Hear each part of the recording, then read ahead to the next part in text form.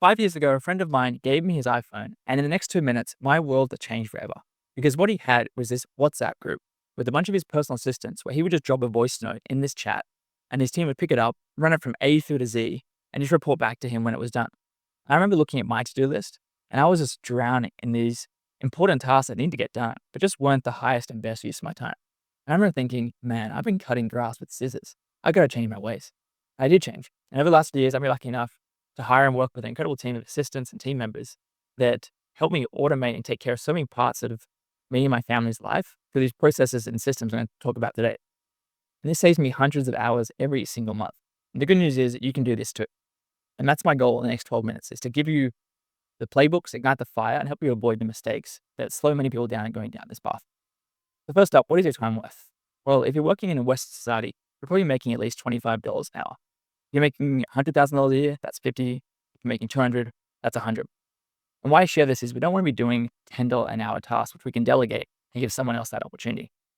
But Andy, I know what you're thinking. I've got some beliefs. These are some limiting beliefs that slow people down and going down this path.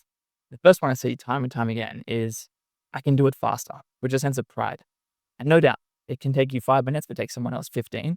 But they can get better at that craft and whittle it down to 12 minutes, 10 minutes to 8 minutes. Eventually, they'll do it just as fast as you. You've got to let go of that pride.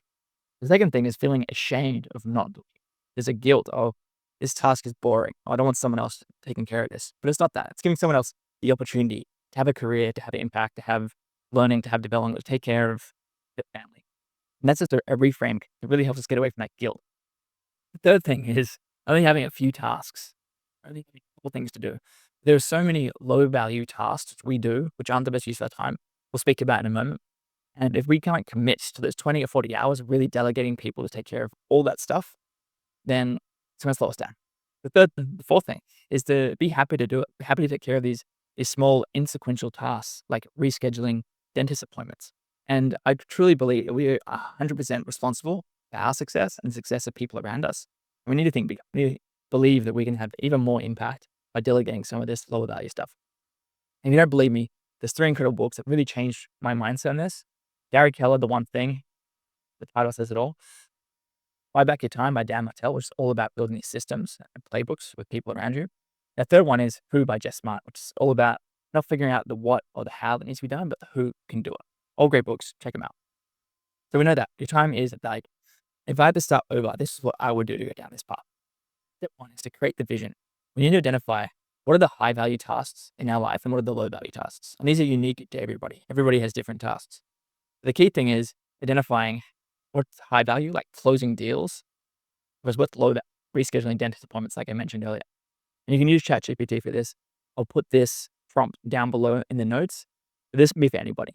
And it should just get those creative juices flowing, figuring out what's high value versus what's low value in my life. As an example, I'm a consultant based in Sydney. High value stuff might be business development, content creation, client engagement. Low value stuff, travel planning, data organization, client invoicing, and admin. You get it. So once we've figured that out, the next thing is to change our mindset of this. And this comes back to staying away from those low value tasks and letting go of all those limiting beliefs about pride, guilt, commitment, or ambition. It's easy to keep doing it, right? If we know how to do this stuff, it takes us quick 5 minutes, 10 minutes, 15 minutes here, but we've got to stay well away from that. It's important to have not just a to-do list, but like a not to-do list. We don't want to fall in this trap of doing our comfort behaviors or just taking care of the stuff.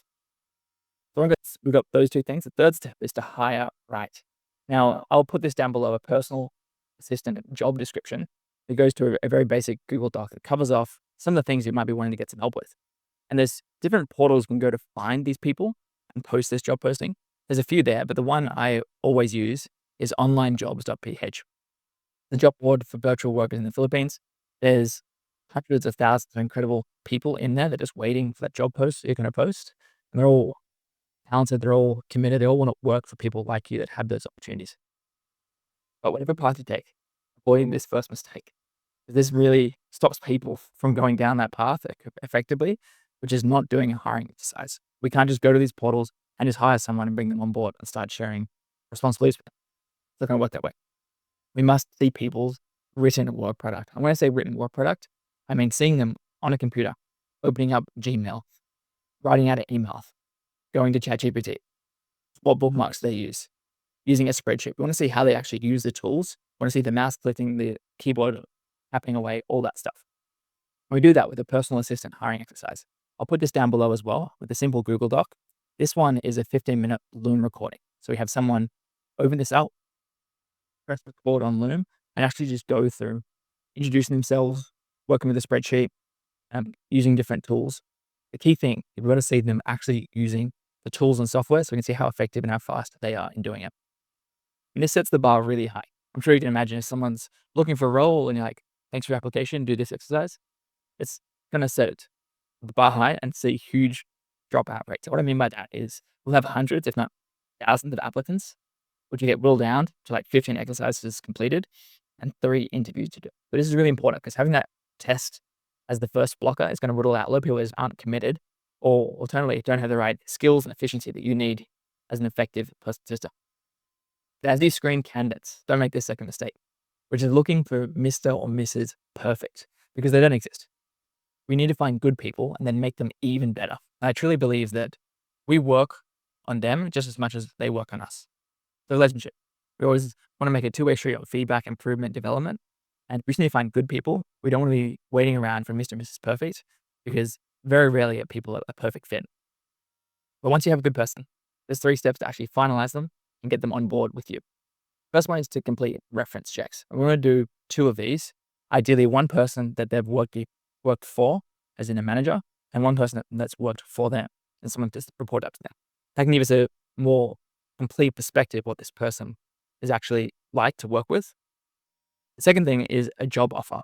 Now, this should be in excruciating detail what the responsibilities and tasks that you're going to be doing are. All that low value tasks we spoke about earlier, they all go in the job offer. The third thing is the benefits and expectations conversation. What are the working hours? What about public holidays? What about sick days? All that stuff. I've got this down below, which will outline some very basic things you can use with a personal assistant agreement.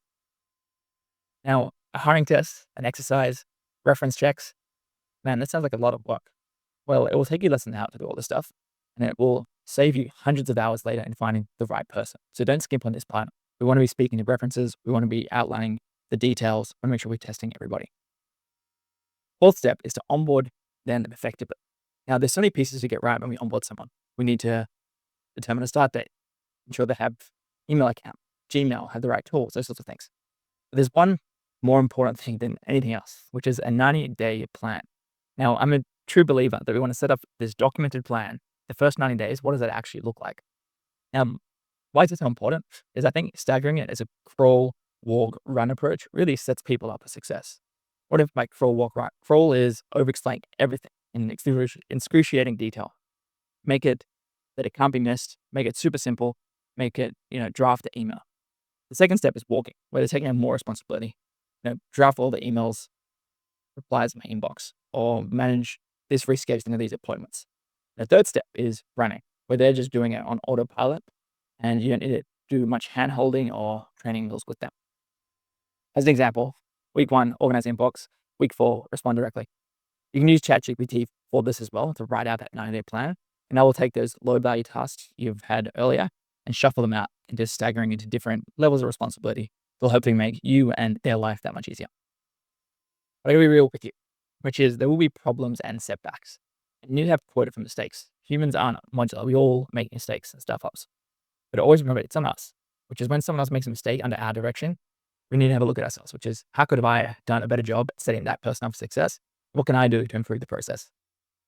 And always trust that the relationship will only compound, only gets better, right? The hardest part will be the first day, first week, first month. But after quarters or years, it just gets better and better. And that's because number 5, which is you get to build the systems. Now, you get immediate results, but it really is a journey. The journey of delegation, where you'll start with just tasks. Take care of X, do Y. Then you move to projects, which is like stacks of tasks. Then you can move to processes, to goals, where they can actually start delegating themselves and become a strategic partner for you. But how does it actually get better? Well, you get to build the systems. People call these processes standard operating procedures, playbooks, whatever. It's all the same thing, which is how do we build a repeatable process for this thing that needs to get done on repeat, on a regular schedule, which someone else can manage for us. And I've probably got hundreds of these already set up. Some get used all the time. Some don't get used at all. Some just get used once and wither on the grapevine. But the key thing, it's documented, which means it can always be transferred to someone else on the team or even a new assistant in the future. And here's one we used last year. We had to sell a lot of stuff and moving back from Canada to Australia. And if you've ever been on Facebook Marketplace, you get to see all sorts of flakiness and transactions with different people. People say they're committed, but they don't show up. And we just developed a simple process here to sell stuff on Facebook Marketplace, which is my wife and I would take a photo of it, voice note, put it on Slack, and we pick it up, and write the description, we get on Facebook Marketplace, they do all the negotiating, that sort of stuff. Once we found a buyer, get the deposit, put the calendar link in our calendar, we would just put the item at the front door, money's in the bank account, easy. And this saved us 50, if not more hours. And there's a lot of headaches and back and forth in trying to sell this stuff. But importantly, not everything is a system. So how do you delegate when things aren't a system or a process? Well, you can use text or email, voice notes like WhatsApp or Slack, video, which is the most helpful for complicated stuff, or self-assignment print box. Now, I mentioned earlier, I'm a huge fan of Slack and voice notes. So I just leave voice notes for my team in Slack and they pick it up and can manage it all there. I'm leaving hundreds of these a month. Now, the third mistake, which is not sharpening the saw, which is, this is the quote I think we've learned from Atomic Habits. We do not rise to the level of our goals. And the biggest goals, we don't get there. What we do is we fall to the level of our systems. So it's all about setting up these systems and processes which don't need your involvement.